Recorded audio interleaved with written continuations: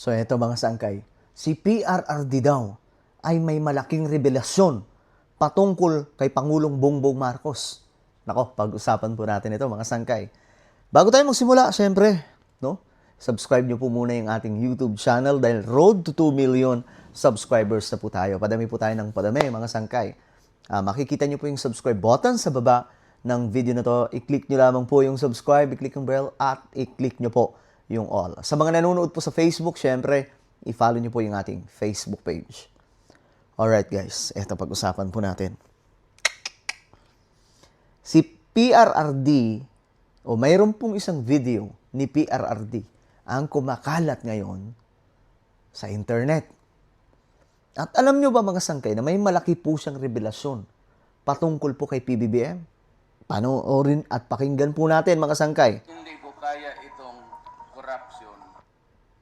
If there's a table, if there's a single chair there, meron talaga yan. As that the papers go back and forth inward, that is why nawalaan ako ng tiwala sa bureaucracy. Kaya sabi ko nawalaan ako ng gana. At sabi ko nagsisi ako. Kasi akala ko, within the constitutional powers na binigay sa akin, kaya ko.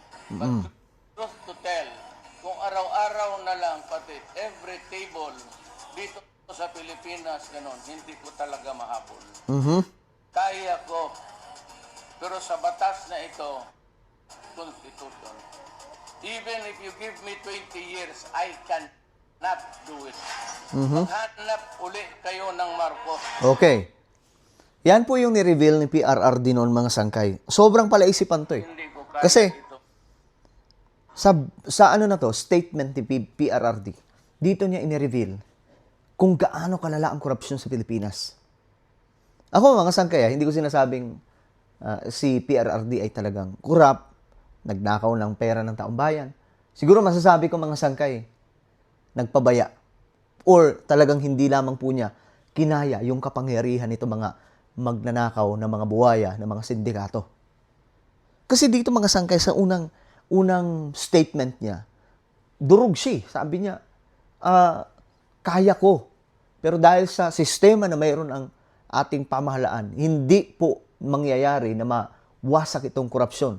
Kaya't sinabi niya sa dulo na maghanap na lang kayo ng isang Marcos. Bakit? Mamaya, explain ko sa inyo. Panoorin ulit natin, pakinggan ulit natin. Hindi ko kaya itong corruption.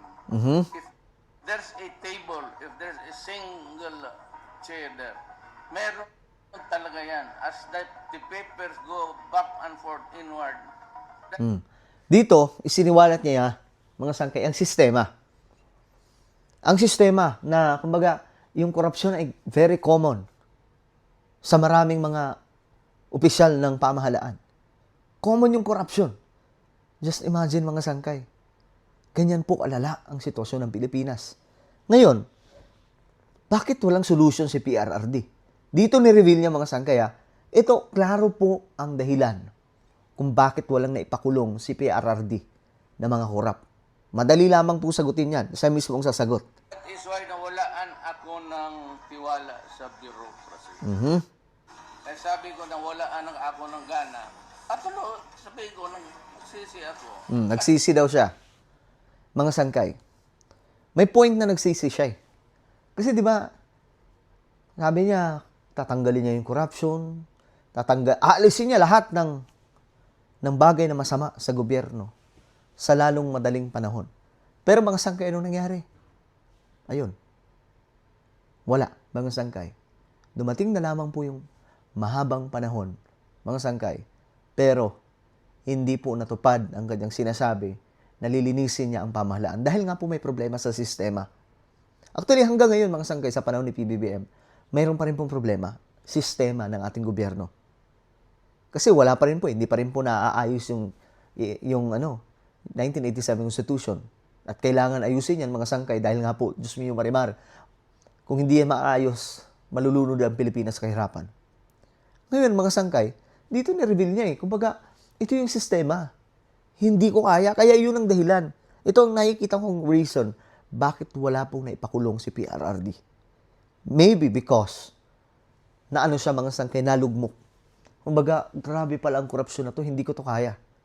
Ngayon, ito pa ang kanyang pasabog mga sangkay. Akala ko, Akala daw niya, within the constitutional powers na binigay sa akin, kaya ko. okay, yun yung akala niya. Kasi may constitutional power na binigay sa isang presidente. Akala niya, kumbaga, ganito ang gagawin. Presidente ako, okay. Ito, ganito. Ikaw dyan sa departamento mo, okay na yan. Kailangan malinis yan. Hindi pala ganun kadali yun. Kita nyo yung DPWH. 2020 mga sangkay, ni-reveal ni PRRD. Rampant ng corruption sa DPWH. Ang dami daw pong ghost project. Pero hanggang dun lang mga sangkay, wala pong nangyari. Bakit? Kasi nga po matindi ang kalaban. Ang kalaban nila dito, sindikato na nasa loob ng gobyerno. Ganyan po kalala mga sangkay. Sa Pilipinas, ito po ay talagang namang nakakakilabot mga sangkay na nangyayari. So ngayon, eto, pakinggan po natin. Ano ba ang sinabi ni Tatay Digong? Truth to tell, kung araw-araw na lang, pati every table dito sa Pilipinas, ganon, hindi ko talaga mahabol. Kasi nga po, ang dami po talagang kurap. Sinabi niya, hindi ko talaga mahabol. Yung pala yung reason, mga sangkay, kung bakit.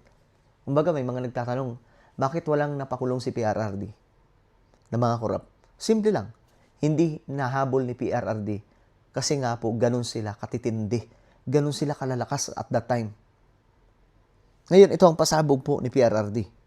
Kaya ko, pero sa batas na ito, Constitution, even if you give me 20 years, I cannot do it. Grabe. Kahit bigyan niyo ako. Kung ito ang sistema, sabi ni PRRD, kung ito ang sistema, kahit bigyan niyo ako ng 20 years, walang mangyayari. Kahit 20 years pa, ni-real talk na ni PRRD, kahit 20 years pa tayo dito, walang mangyayari kung ito pa rin yung sistema. Ngayon, ito ang kanyang sinabi. Maghanap uli kayo ng Marcos. Alam niyo kung bakit niya nasabi yan? Alam ni PRRD ang kalidad ng isang leadership ng isang Marcos. At hindi po tayo nagkamali sa pagboto. Biruin yung mga sangkay. Siguro tanggalin muna natin yung sigalot ng mga Duterte at Marcos. Mag-focus tayo sa korupsyon. Biruin nyo. Diba sinabi ni PRRD na maganap ulit kayo ng Marcos kasi hindi niya kaya yung pagsugpo sa korupsyon sa Pilipinas kasi nga po malala. Hindi tayo nagkamali. Kasi nga po si BBM ang kaisa-isang bumangga na presidente sa mga kurap, mga buhaya na ito. Siya lamang po mag-isa mga sangkay ang presidente na bumangga niyan. At ngayon, di ba, nakita niyo yung investigation? Nakaredy na nga po yung kulungan para sa mga ito. Ayaw lang po niya nang nagmamadali. Kasi pag minamadali, nakakalusot tuloy yung kalaban. Gusto niya punong-puno ng ebidensya para wala nang labasan. Kasi mga buhaya to eh. So, dito pa lang mga sangkay, malalaman na po natin, si PRRD may idea na sa gagawin ni PBBM once na siya ay makaupo bilang Pangulo ng Pilipinas. At ito ngayon, for the first time, may presidente na naglantad sa mga malalang korupsyon na ito at gumawa ng pamamaraan. Siya po talaga si BBM, siya po talagang nakikipagbalyahan dito sa mga korap. Ngayon, kaya yung mga nananawagan na BBM resign, mahihiya naman kayo. Ang pinaparesign nyo ang taong naglantad ng korupsyon sa Pilipinas. Ano po ang inyong opinion? Comment down below. Huwag nyo pong kalimutan na i-subscribe yung ating YouTube channel.